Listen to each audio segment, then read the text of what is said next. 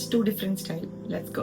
Welcome back to pockets of my life. നമ്മൾ രണ്ട് തരം ബീഫാണ് ഉണ്ടാക്കാൻ പോകുന്നത്. ക്യൂബായിട്ടും ഒന്ന് സ്ട്രിപ്സ് ആയിട്ടുമാണ് നമ്മൾ കട്ട് ചെയ്യുന്നത്. ആദ്യം തന്നെ നമ്മൾ ക്യൂബായിട്ട് കട്ട് ചെയ്ത ബീഫിനെ പ്രഷർ കുക്കറിലിട്ടിട്ട് 1 teaspoon chilli powder, 1 teaspoon turmeric, teaspoon Kashmiri chilli powder, 1 teaspoon fennel seeds, 1 tablespoon chicken masala, half a cup water ഇതെല്ലാം ഒഴിച്ചിട്ട് വേവിക്കാനിടണം.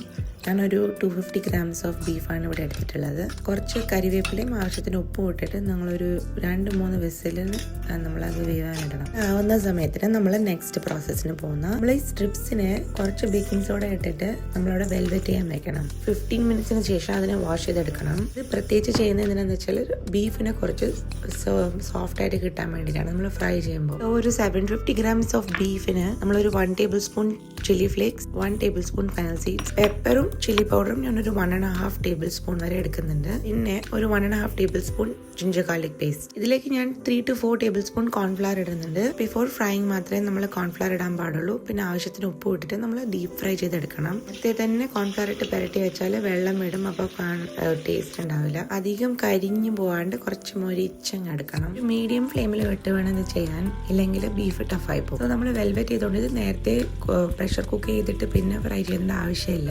ആ സ്റ്റെപ്പ് നമുക്ക് ഇവിടെ സ്കിപ്പ് ചെയ്യാം. ഇത് നിങ്ങൾക്ക് ഇങ്ങനെ തന്നെ കഴിക്കാം സ്നാക്കായിട്ട്, ഇല്ലെങ്കിൽ ഇഷ്ടമുള്ള സോസ് ആഡ് ചെയ്തിട്ട് ഒരു സെമി ഡ്രൈ ഫോമായിട്ടും കഴിക്കാവുന്നതാണ്. ഞാനത് ബീഫ് ബ്രേക്ക് ചെയ്ത് കാണിച്ചു തരാം ഇത് എത്രത്തോളം സോഫ്റ്റ് ആയിട്ട് വന്നിട്ടുണ്ടെന്ന്. അപ്പോൾ കുട്ടികൾക്കൊക്കെ ഈസി ആയിട്ട് ഇത് കഴിക്കാൻ പറ്റും.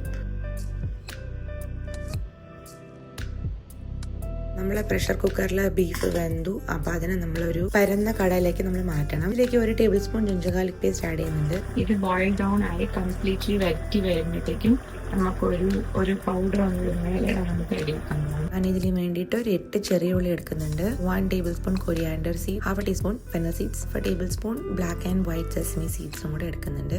ഇതിനെ മെല്ലെ ടോസ്റ്റ് ചെയ്തിട്ട് അതിനെ നമ്മൾ ബ്ലെൻഡർ ജാറിലേക്ക് മാറ്റണം. അതേ പാനിൽ തന്നെ കുറച്ച് അരിപ്പൊടിയും കൂടെ ഇട്ട് വളരെ മൈൽഡ് ഹീറ്റിൽ ടോസ്റ്റ് ചെയ്തെടുക്കണം. ഇതിനെയും കൂടെ മിക്സിയിലിട്ട് ചേർത്ത് അടിച്ചെടുക്കുന്നുണ്ട് ഞാൻ. സോ ഇതുപോലെ പൗഡറി ആയിട്ട് നമുക്ക് കിട്ടും. 1 or 2 table spoon rice flour മതി കേട്ടോ. ഇതിനെ നമ്മൾ വറ്റി വന്ന ബീഫിലേക്ക് ഇട്ടിട്ട് നല്ലോണം ചേർത്ത് ഇളക്കിയെടുക്കണം. ഈ മസാല കൂട്ട് ഒരു നല്ല ഫ്ലേവറാണ് കൊടുക്കുന്ന ബീഫിന്. ഒരു 5 മിനിറ്റ്സ് ഇളക്കി എടുത്തതിന് ശേഷം അതിനെ നമുക്ക് സെർവ് ചെയ്യാം. സാധാരണ നമ്മൾ പ്രഷർ കുക്കർ ചെയ്യുമ്പോൾ ബീഫിലേക്ക് അധികം രുചി ഇറങ്ങാത്ത പോലെയൊക്കെ ചിലപ്പോൾ തോന്നും. പക്ഷേ ഈ ഒരു മസാല ആഡ് ചെയ്യുമ്പോൾ നല്ല ഫ്ലേവറാണ്.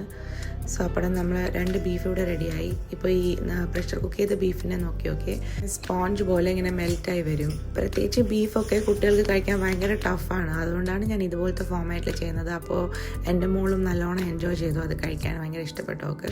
എന്തായാലും എല്ലാവരും ഇത് ട്രൈ ചെയ്ത് നോക്കണം. വളരെ ഡിഫറെൻ്റ് ആയിട്ടുള്ള ബീഫ് റെസിപ്പീസാണ്. You wouldn't find anywhere on internet. എന്നുവെച്ചാൽ ഇതെല്ലാം ഉണ്ടാക്കിയെടുക്കുന്നത് ഞാനാണ്. Because I just want to give something different from other creators. If you liked my vibe, don't forget to subscribe.